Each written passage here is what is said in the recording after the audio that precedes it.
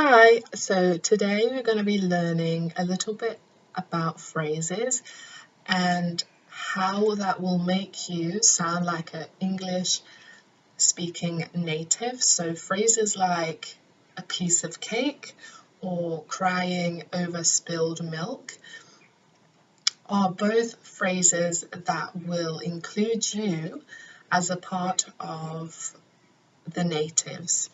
So the first phrase is a piece of cake. That is basically something that refers to something that is easy. So if you have, for example, if I said, my coursework has been a piece of cake, or this exercise was a piece of cake, it usually means that something is very easy.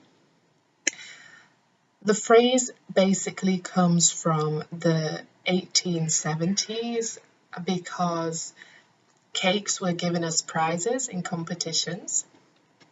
And so the next phrase is crying over spilled milk. And what that usually means is not that you are going to spill the milk and then cry over it. It's just a reference to anything that has happened in the past that you have no control over right now.